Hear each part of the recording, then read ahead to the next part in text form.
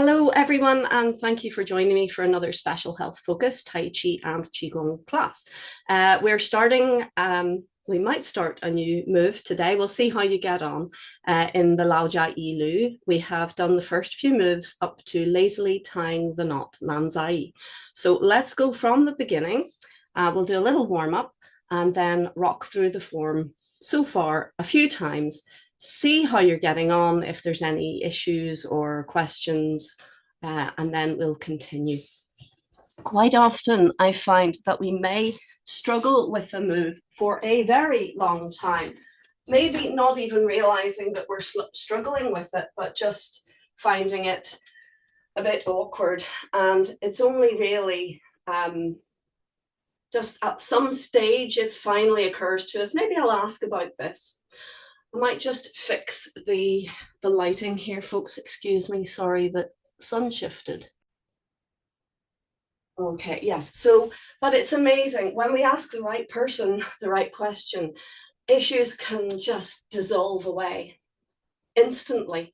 I love that. That happened, thankfully, for me when studying with Master Chen there last weekend. I had a question that it had just niggled me. And you know, it's very frustrating when everyone else seems to be perfectly capable of doing a move well every single time. And I was struggling. And yet, when I asked, what's going on? And he says, show me. And I showed him. I went, oh, okay, just do this. And I did it, and it was fixed. Wow, isn't that amazing? So sometimes it just takes a little nudge and things can be sorted out immediately. Not everything takes years, thankfully. Let's take right hand in fist, left hand straight, tuck back that thumb, feet together, hands together, and we salute. Xie Sang Hao. Good, let's open our stance, please, and we begin with our little rock. Now, the takeaway that I took from warm-up, as with so many moves when studying with the master, is less is more. I noticed that Master Chen's warm-up move was very subtle. And I think this is a potential issue for teachers, that I tend sometimes to exaggerate a movement and to try to make it clear what we're doing. But by exaggerating, I'm actually creating what we call deviation. So in my own body, if I'm doing it too big, then it's not right for me, and it might not be right for the students either. Typically, beginners tend to move in big movements. We can't help it because we don't have the subtlety and awareness.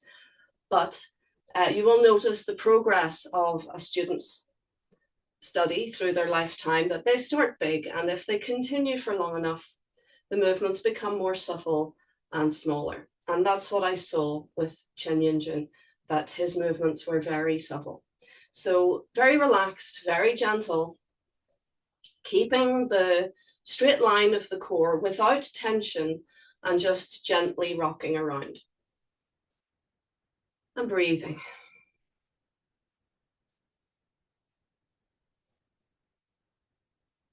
Good. So as I mention nearly every time we do this exercise, this is really lovely for so many aspects. I've had really rather bothersome arthritis in my hip, in my right hip of late. Some of it is my own fault for doing other rather extreme and long length practices outside of Tai Chi. But some of it's the weather. It's just raining a lot, it's damp.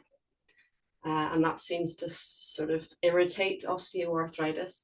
But this exercise is actually so nice for it. It's soothing, it's relaxing. I feel that the hip, the ball, and the socket are moving nice and smooth. So let's change direction, please. So thankfully, though my hip has been giving me great grief, actually, when I'm doing my Tai Chi, it feels fine. And it was the same when I slipped discs in my back. I had 3 years of great discomfort to the point that I couldn't sit. I was either lying down, standing, or reclining, but I couldn't sit. It took a long time for that disc to sort itself out. But when I was doing Tai Chi, it was fine. And I never missed, maybe one or two out of the 3 years, I maybe missed one or two classes because of my back. But in general, I just got on with my Tai Chi. And Tai Chi was this oasis of peace and comfort in an otherwise very painful time. And I feel the same way about this. So for this reason, Tai Chi and many others, Tai Chi is so popular in China with the older generations. And it's starting very much to be popular with the younger generations for the same reason. It gives you a break from pain if you do it right. And if you're knowing how to do it, you're guided how to do it, things don't hurt. And isn't that a blessing? Oh my goodness, because yeah, we can really go through the ringer. Okay, next exercise, similar to the first, but this time we remain upright. And again, the focus that I had in following the master, it was to be more subtle. That in the past, I had kind of let my bottom sort of go out a bit, thinking, oh yeah, I'm going into the four corners. But what I saw with Master Chen, and I scrutinized him, especially in warm-up, he was staying within the box of his hips as he rolled the energy around. And that creates so much more stability. Again, it's subtle, but the subtlety creates more power. So as I mentioned in class yesterday, think of a wheel. The outside of the wheel is expending the energy of the movement by moving a long way. But if you look at the center of the wheel, it's generating the power, it's not expending it. And so in the same way, we feed into the four corners of the hips, but we don't waste the energy with excessive movement. We keep towards the hub of the wheel, so to speak. Good, and let's change direction, please. Now, of course, I've known about this technology of less is more for a very long time. But being in the presence of a master, it's obvious. It sort of brings it home. Whereas we can often know something, but forget to actually apply it. Ladies and gentlemen, I would like you to continue to practice this. Do it every day. Practice the subtlety. Practice relaxing and breathing through the movements.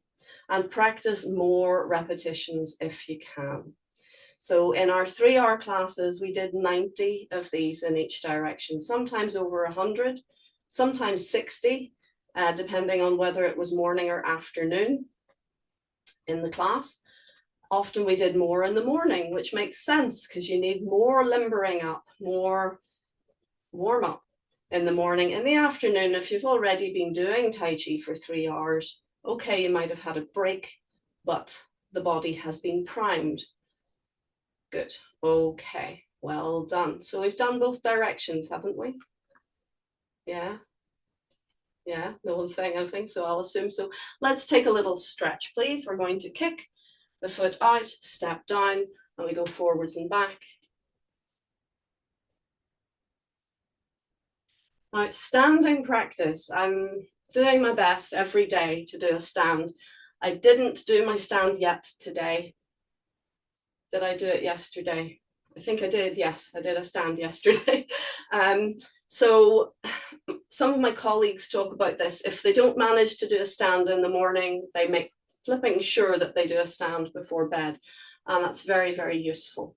If you're not used to doing standing practice, a little bit, you know, just easing yourself in, doing a couple of minutes is a good start. Now, I'd actually like you to keep your knee bent, please, and keep the weight forwards.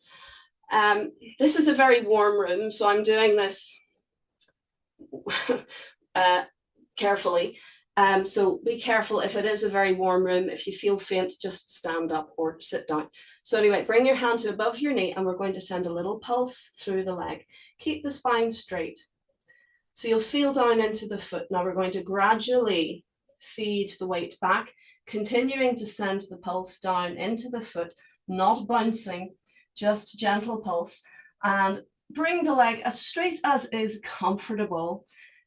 So you want to finish with your weight back, with your back knee bent, with your front leg as straight as it will comfortably allow, and you're hinging forwards from your hips. Good, and keep breathing. Lovely. And release and come up. Good. So let's do that on the other side. We kick it out and step it down. Good, and we go forwards and back. This time of year, it can be quite confusing for our bodies because we tend to, it's cold outside, we tend to heat our spaces. And if we want to be comfortable and snuggly, we heat them a lot. But then if you're training in that space, you may overheat.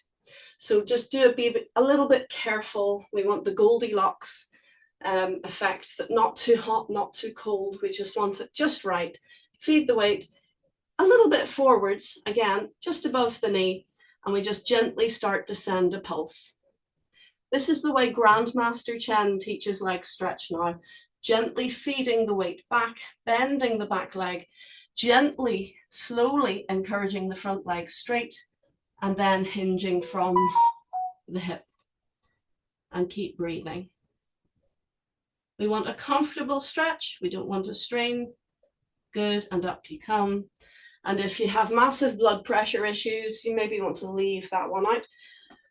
I'll just pop my phone on airplane mode. Apologies. Okay, good. So yeah, there are alternatives that you can do for leg stretch if forward bends are an issue. Basically, I think if you have extreme blood pressure issues either way, then folding forwards and then standing up may not be the best situation, especially if you're in a very hot room. Again, that may just be a bit much for your system. But remind me, next week we will look at an alternative leg stretch for you to stay upright and still get a good stretch down the backs of those legs. We have done it in the past, but we'll look at that again. Good, so I just want you to have a wee swing of the arms, wee bounce, and change direction. It is roasting in here. That's maybe why I'm going on about that heat thing. Let's do a little rowing action, sit down. Good, and a little twist, keeping the hips pointing forwards, turning your hips, and to the other side. We have a storage heater in here. I don't know if they have it all over the world, but economy 7, so it heats up at night and then it releases the heat during the day. But I think it's not possible really to control. One at a time, please. Just can't control the level of heat, no matter what the buttons say. It's either full blast or nothing. So, whew, good. Okay, let's open our stance and sit down a little bit. And we're going to turn in the waist and see the way I'm kind of doing a chop to the liver and to the kidneys, patting the kidneys at the back as well. Just go gently with this. This is a form of body conditioning. So it's a way to strengthen the body by putting it under a little bit of controlled strain. Good. Stretches and strengthens, and the impact stimulates blood flow and energy flow. Good. Up you come, walking in, and now very gently. The yin to the last exercise, the yang exercise. Now we do very, very soft. Still turning inside the hips, feeling into your hands. Well done. And I'd just like you to stand, please. Make sure your feet are about shoulder width and level. Now, there was a really cool conversation that we had at one stage with the master, and this was regarding Wuji. Because often the argument or a sort of debate goes up about when does Wuji change into Taiji? And often the answer is when you express yin and yang as opposed to everything the same. So what Yin Jun said, sorry, I'm being very familiar, what Master Chen said was actually all standing practice, the Zanzong practice is all Wuji, because you're on 2 feet. So you're not expressing yin or yang, you're not 70-30 or 60-40. So I like that. That's nice and clear. So whether you have your feet together or your feet apart, whether your hands are down or your hands are up, it is a form of Wuji. And Wuji means, Wuji means universal oneness. So it's a unity practice for your system. This is the hardest thing you will ever do in Tai Chi. So especially this is special health focus. I'm just going to do a couple of minutes with you, but I'd like you to build on this, please. You have to be very gentle and patient with your body and just do a couple of minutes at a time until you have built up a bit of capacity for it. If you feel faint, if you feel dizzy, if you feel sick, don't panic, but stop. You can sit down, you can lie down. Any of those feelings will go very, very quickly once you stop. But the reason that we tend to feel a bit off or unwell when we're doing standing is we have flooded our system with qi, like flooding your engine in the car.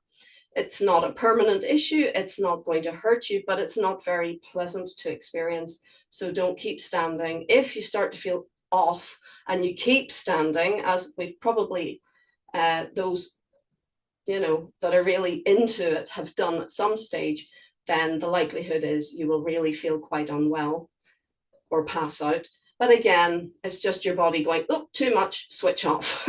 So just be gentle to begin with, but it is absolutely worth the effort because it will build a very strong, robust and healthy body, mind, and emotions. So shoulder width and level, please lengthen up through the top of the head, the chin slightly down and back.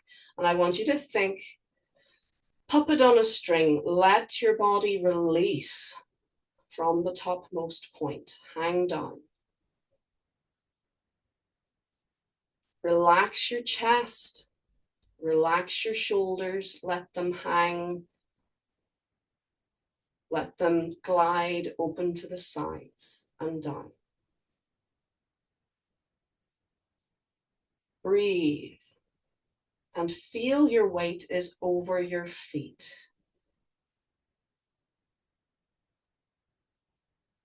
Notice any tension and then breathe into it and release.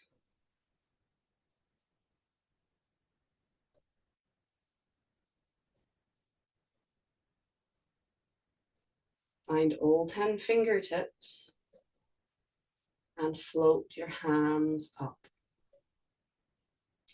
to about level with your chest. So not too far extended forwards, not too close to your body. I want you to feel for a place where your arms can truly hang and release while still being suspended in position.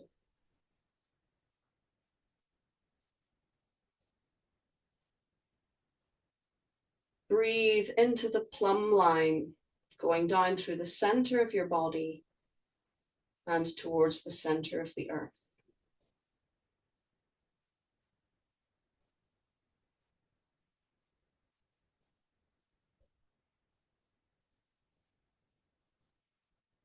Well done. Very gently lower your hands down.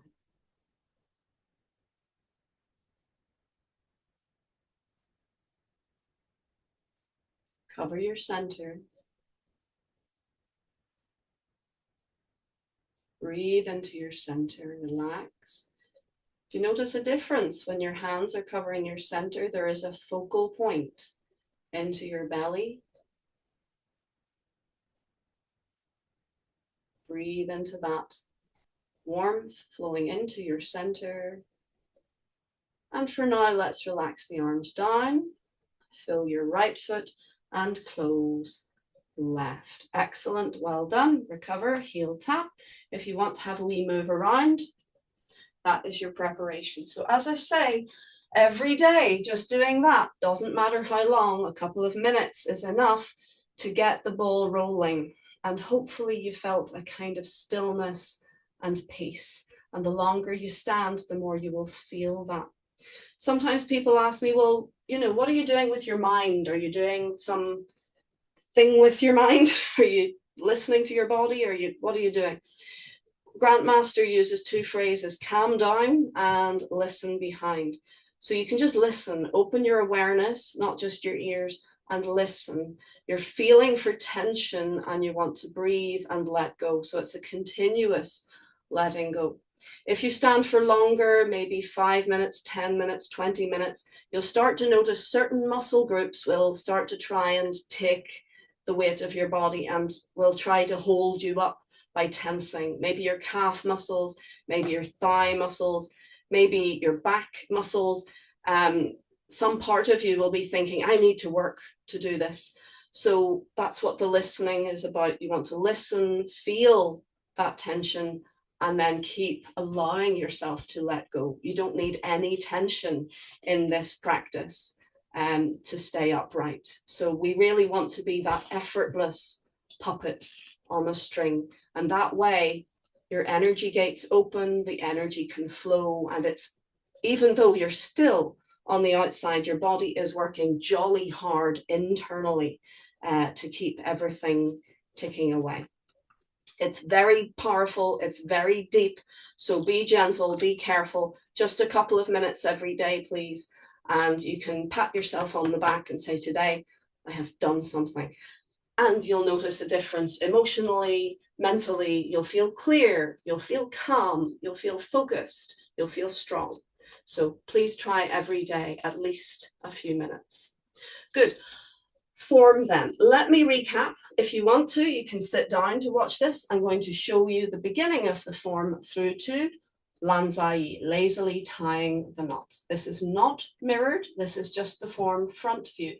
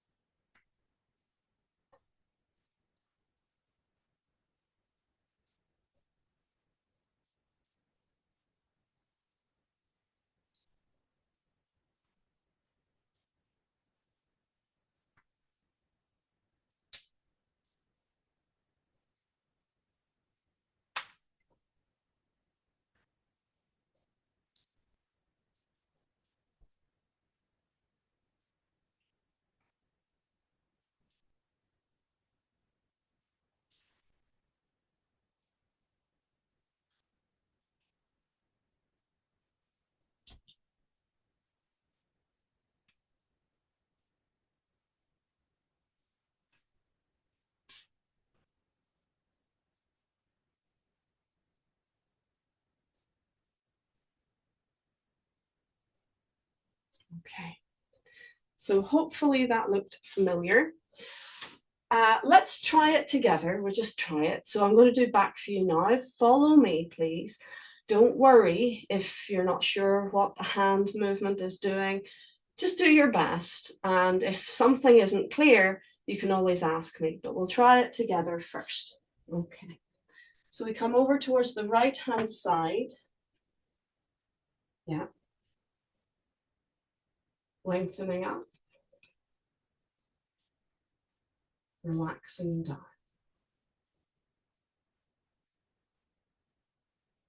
Calm down.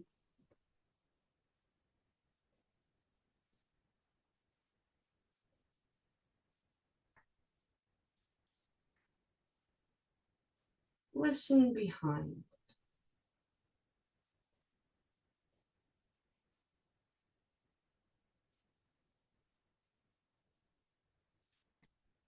And we begin, we release belly, hips, and knees. Fill right, empty left, and we step open. Come into center. We breathe in and float up. And breathe out, release, relax belly, hips, knees. The hands are level with the mid hip, the dantian. We release to the right We turn to the left. We release to the left and turn to the right, opening the right toe, relax the foot down, feed the weight underneath to come forwards, glance to the floor and step. Release towards the back, relax the arms down and expand. Create a bar across, a shield, expand, and bring the right side through. Release, make a fist. Raise your fist, turning the left palm to face up, back of fist into palm, lift and stamp. Now we split the hands. The right hand pierces up, the left palm turns to face down and they press apart as we turn left. We open to the right and swirl the arms around, chasing each other, feet into the left and gather. Wrists crossed, foot comes in, glance and step in the direction you're going. Turn left, palm comes to body and feet across, opening both shoulders, both elbows, both hands, feel to both fingertips, and now release and relax onto your waist with your heel of hands sitting down. Good. That's Lazily, lazily tying the knot and close. Good, and recover. Well done. So yeah, you can imagine if someone's inviting you to fight, you're like, hold on, let me get these clothes out of the way. Let me take this off.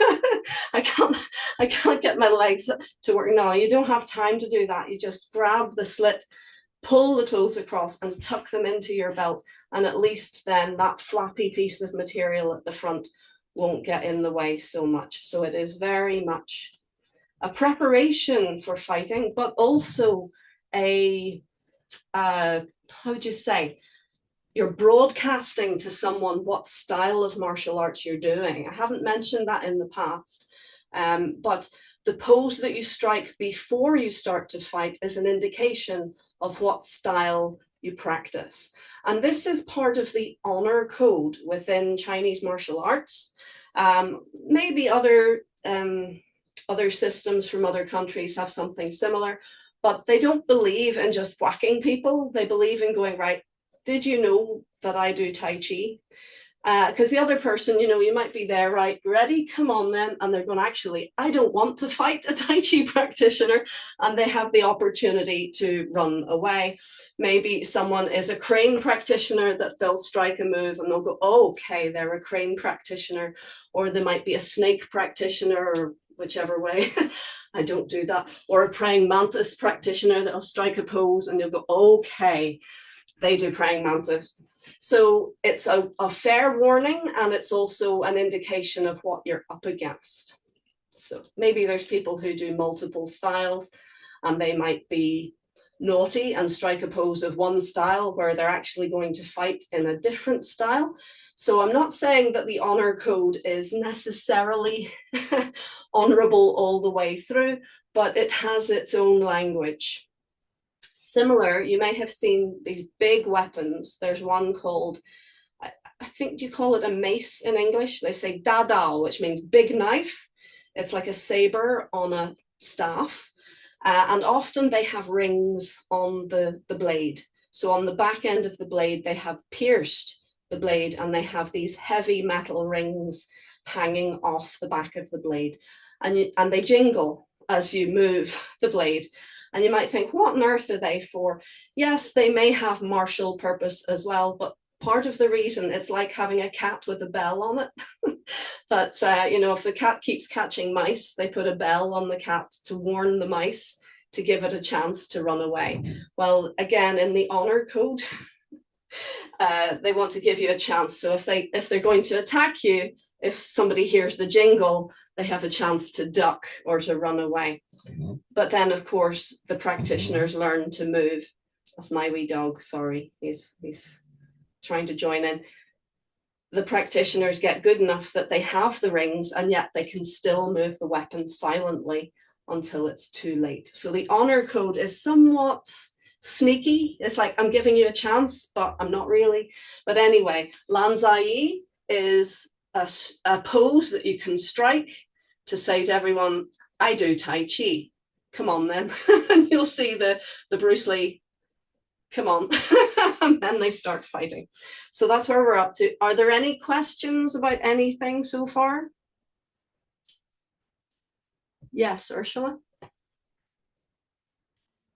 Yeah, your screen and track completely froze on the last part of that, so I didn't hear any of it You didn't hear any of it? or see it. Oh dear. Once you Of did that, beyond that, it all just froze. Oh dear. Okay, well let's do it again. Thanks for letting me know, and hopefully you'll see it better this time. Cheers, everyone. I took a cup of tea last night at a party, and it was such a bad mistake. I'm so sensitive to caffeine that I really struggled to sleep. Hey, Foxy, be a good boy, okay? Okay, folks, are we ready? Feet together, please. Lengthen up, chin down and back, calming down.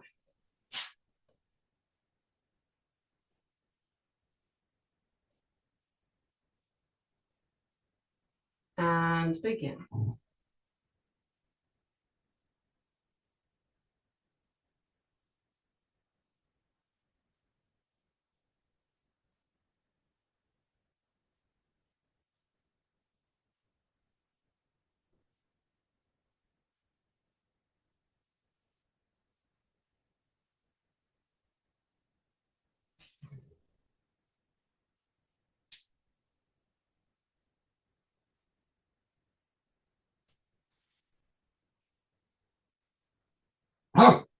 Sorry, I'll get rid of him in a second. Stamp. And shush, Foxy.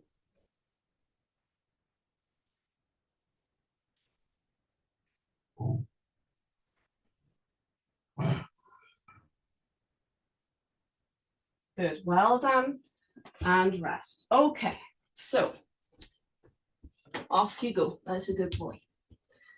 Let's do it one more time, and then we'll answer any questions or see, make sure you can see it. Yeah, one more time, please. Are we ready?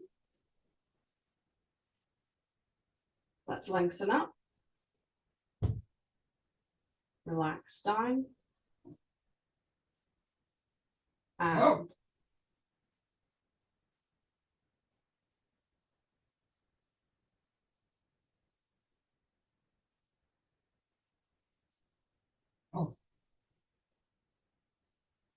release to the right. Turn to the left. Release to the left. Turn to the right. Feet forwards and step. Release towards the back. Expand forwards.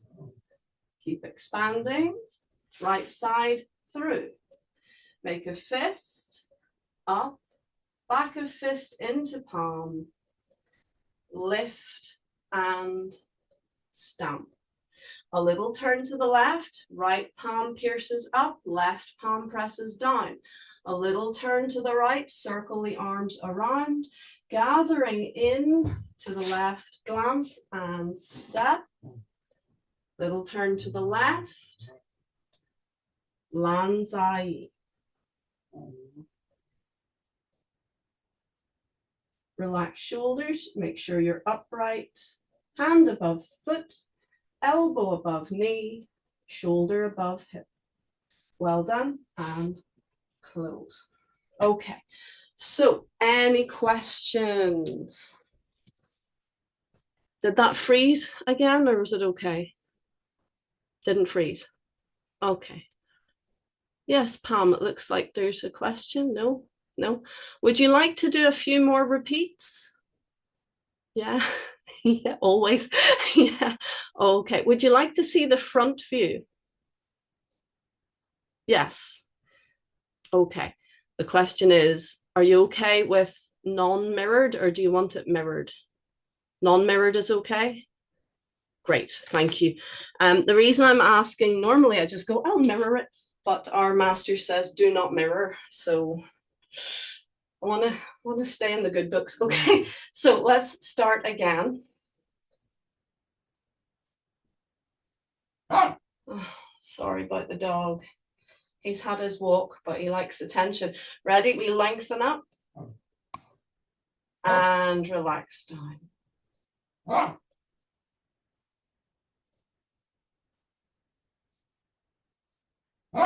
We begin.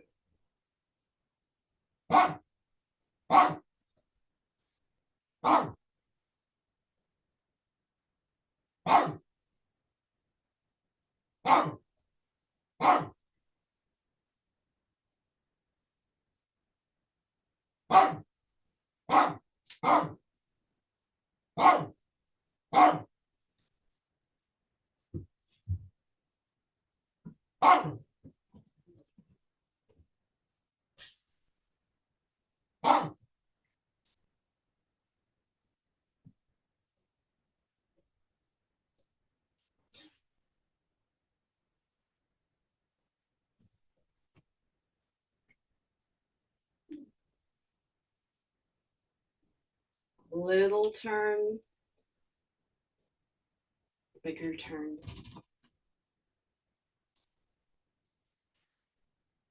Glance before you step.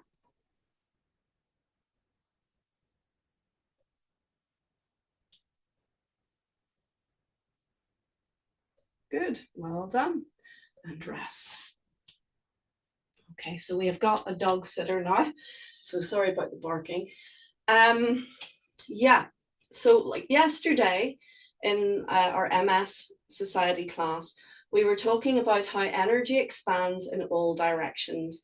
And this is something that you will learn more the more standing practice you do. I was amazed, I shouldn't have been, but I was amazed by the depth of understanding of our standing practice teacher when he was talking about this. And I said, did standing practice teach you that? And he went, yeah. Okay. So your energy goes out or it comes in. But though we might say, talk about the path of an energy flow in a particular move, like for example, silk reeling, it goes up your back and along the arm to the fingertips and back up the arm down to the waist and back into the center. You would think that that's just one pathway in the body. But actually, if energy is doing that, which it is doing that all over the body. So in fact, both arms are experiencing the same energetic wave. So if the energy is coming up the back, that's one. But as it starts on the shoulder, it's not just one shoulder, it's both shoulders.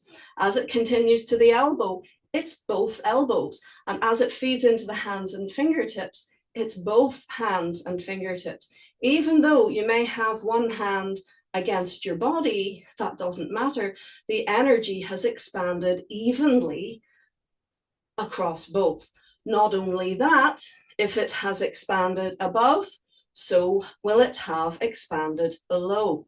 So this is your three external harmonies. If your energy is in your shoulders, it is also in your hips. And of course, your energy is everywhere all of the time, but I'm talking about a focused expansion. So when your energy is expanding into your shoulders, it's expanding into your hips. When it's expanding into the elbows, it's expanding into the knees. And as it's expanding into the hands, it's expanding into the feet. And as you relax to center, the whole lot from every direction returns to center. Now, you could try to feel that as you do this exercise, and it could blow your mind. It's too much. So if you do your standing practice and just listen and feel the breath, how the energy feels over time, that will naturally feed into this understanding and feeling rather than thinking it into being. It's happening already. So it's the question of being with it, companioning your body, your energy with your awareness. So shoulder, elbow, hands, fingertips, relax. That's also hips, knees, feet, toes, relax. Good. Okay. One more time, we're going to do a back view. And in fact, we'll do it 3 more times. And then the question will be, do you want to have a glimpse of what's next? All right, let's give it a go. From the top, please. Prepare.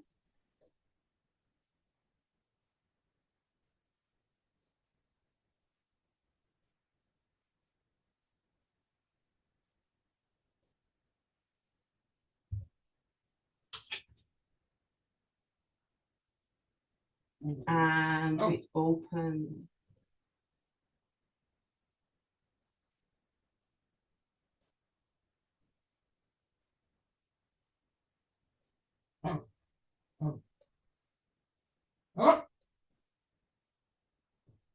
Release and turn. Release and turn. Feed forwards and step. Release and expand. Fill the balloon and come through. Release to make a fist. Raise the fist. Turn your palm, back of palm into hand. Up and down. Release, pierce up, left hand pressing down, turning center, which turns the hands, and gather in. Step, turn, expand, relax to center. Well done, and rest. I'm gonna have to sort this dog out. Sorry, 1 second. Good, sorry about that. Let's do it again. Are we ready? We lengthen up. Relax down.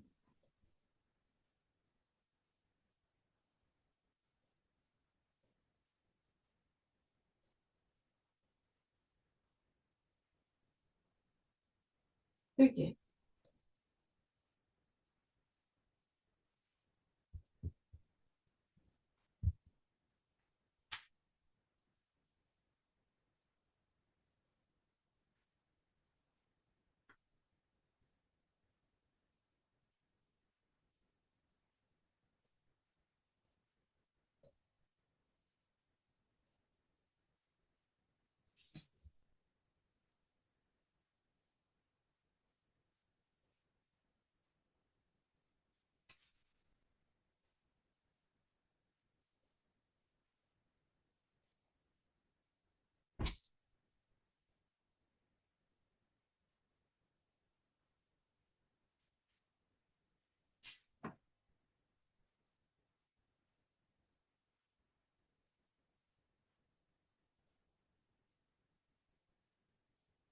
Good. Okay, one more time. And then if there's any questions, by the way, you can always jump in between rounds if there are questions, but we'll give it one more go. Okay, ready?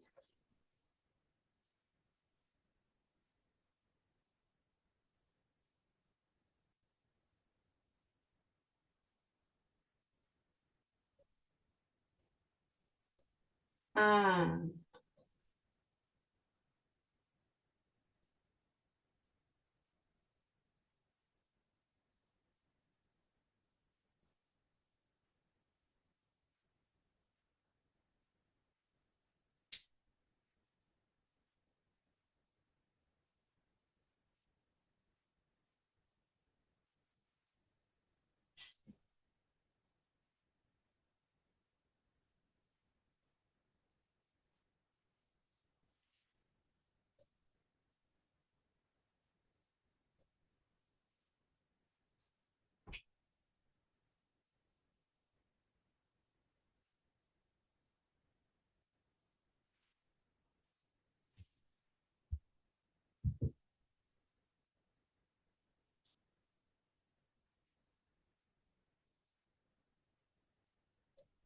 Good. And rest. Good. Okay, question time. Come and talk to me. First of all, is it clear what we're doing? And secondly, do you feel that you're in the right direction?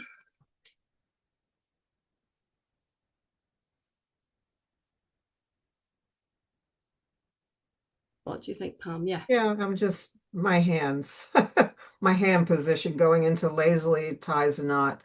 I just have to remember the left hand goes down instead of up, but just trying to remember that. Yeah, it is fiddly. I think a lot of folks worry about their hands a lot. Um, there's several things that we can work on. So one is actually looking at the teacher doing it or referring to the masters doing it. And I'm still, when I watch the master, I'm going, oh, flip, there's even more rotation. Sometimes I'm just kind of guiding my hands into position, but basically the center never stops turning. So if the center never stops turning, then the hands continuously rotate. So I'm not saying that I'm getting it perfect by any manner of means. It's still a work in progress. So referring to the master is always a jolly good place to start. I will share a video with yourselves. I'll put it in the link if I can remember in the YouTube video, but I'll also share it on your WhatsApp group. So just referring to the master, looking at how his hands move is very useful. But another aspect is just referring to silk railing. So if you keep going back to silk railing, it's all there. Sometimes I'll get stuck in a move and I'll ask my teacher, how are you moving your hands here? What's happening here? What's the mechanism? And more often than not, she'll say, silk railing, it's all silk railing, sort it out, silk railing. And I'll go, what silk railing? Which one are you talking about? Because there are several silk railings. So sometimes the term silk railing is just referring really to the rotational mechanism. So if your center is turning, your hand is turning. So whichever way your center turns, that necessarily moves your hands. So there are two ways of addressing it. One, just keep doing the silk railing because it gives you the mechanism in general, and then look at the movement specific. So you've done your hammer strike. One hand is piercing up, the other hand is turning to face down, and they're pressing apart. I'm too close to the screen. So let's see. So you've done your stamp. You're turning and pressing apart and turning and coming in, and you're still slightly turned to the right at this stage. You're not square on. You're a little bit to your right, and you're stepping out to your right. And then the left hand, which is on top at this stage, it just comes in against your body. So it's not turning. So let me see. So you step. So it does move, but it doesn't rotate. The right hand that was underneath does your what I call the waiter move, but your left hand is just coming in your body and then expanding shoulders, elbows, hands, fingertips. So you're drawing the hand across. And I noticed Yin Jun did a kind of almost like a scoop. I wonder, was that a response to his body shape? I'm not sure, but I just start at the sort of breast and glide across to the waist. And then at the end, both heels of hands turn to face down. So watch that again. I know I'm on a stool here, but I'm a bit closer to you. So you've done your stamp, pierce, left palm turns, circle, and you continue to face the right. You step open to the right, and the left hand, which is on top at this stage, just comes against your body as you turn to your left and turn your right hand over. And then open, open, open, open. Without the open mouth sigh, you relax the heels of the hands down, both heels of the hands down. Not to be tempted to drop. Do you see the way I dropped the wrist there? Don't do that, but good. So that action of the heels of the hands dropping, if you remember, it's kind of like somebody sitting down into a chair. The heels of your hands, when they sink down, it directs your chi back to center. So if you did Lazily, but you forgot to do that, your energy is out, your yang, and it's very difficult to go into your next movement. So you have to return to center to then move on to your next move. So there are a lot of these. So before I go on, is that any clearer? Yeah, good. Yes, it's fine. Now my arms were crossing wrong. I had the right on top. Mm-hmm. Yeah, no, the right hand comes underneath. Underneath. Underneath. Oh, So you're okay. cycling, just look at it. I mean, I'm not mirroring, which maybe is a bit confusing, but your right hand is going up, your left hand is going down. So if you keep circling, just keep circling, eventually they're going to cross. You see what I mean? So in order to get your right hand on top, you must have been doing a funny little wee or something. I don't know. But if you just let it kind of rotate naturally, it'll get to the stage that they cross. Yeah, that's it. So your left hand comes on top. Yeah, you've got it. Your left. No, you see what you just did? You did the circle perfectly, and then you went, oh yeah, okay. And you swapped. So just keep circling, left is up, right is down.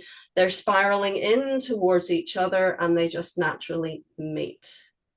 For some reason, you're still leading with your right. It's maybe because you're right-handed and that you're just dominant with your right.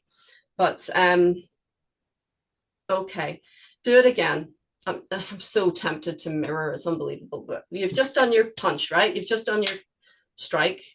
You turn, you pierce right hand up, left hand down. Now just one step at a time. The right shoots straight up, the left presses down. Now you're going to turn your center a little bit towards your right. And as you do, your right hand comes around, starts its downward progress, the left hand is coming up. So which hand is above at this stage? It's your left, right? Left. Yeah, so keep coming. They're going to spiral in towards each other. Keep your left hand on top. Keep your left hand on top. No. Just at the end, you brought your right hand in. It does it. That's your homework, Pam. Yes. The thing is, don't think about it. But what you can do, I mean, this is the choreography, right? Okay, so spiraling, coming under and step. But what you can do for a homework, folks, I'm going to give you this. We're at the end of our time, but I'm giving you homework. Cross your hands, please. Cross your hands. Doesn't matter which one's on top. You can mirror me if you like. Now stretch your hands apart.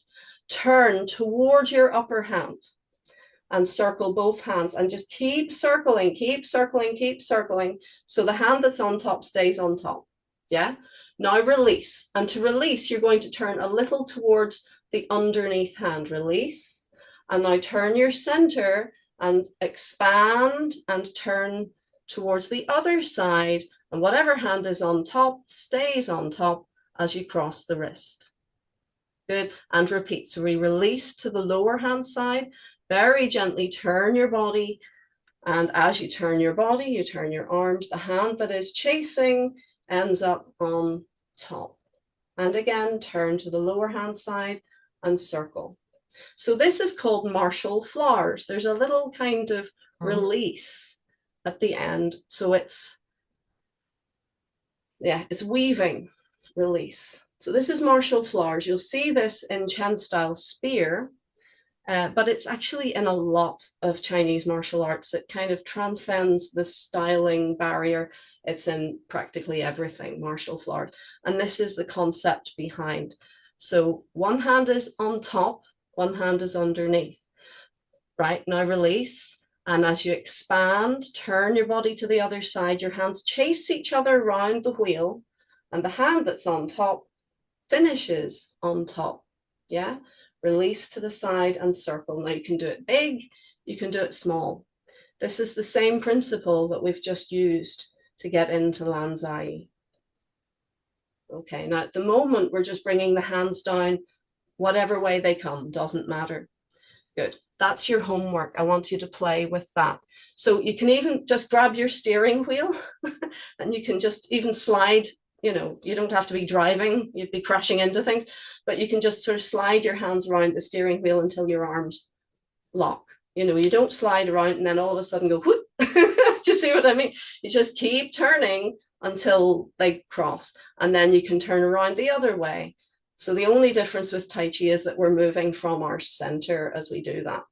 So that is in effect what you're doing for Lanzai. So I know we're a second over, so let me show you. We punch. In fact, I'll do it standing just for clarity.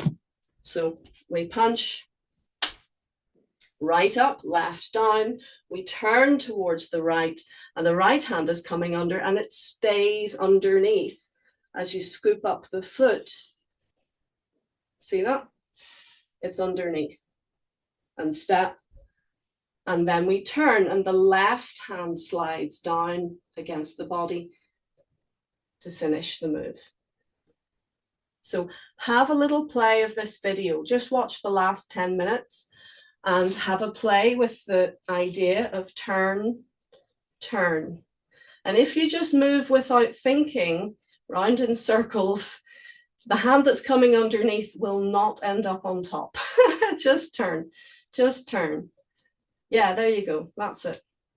It's the same principle. It just takes playing with. Sometimes our body memory or whatever it is sort of overrides. So every new movement needs a lot of repetition, sometimes a training exercise like that just to get us into the way of it.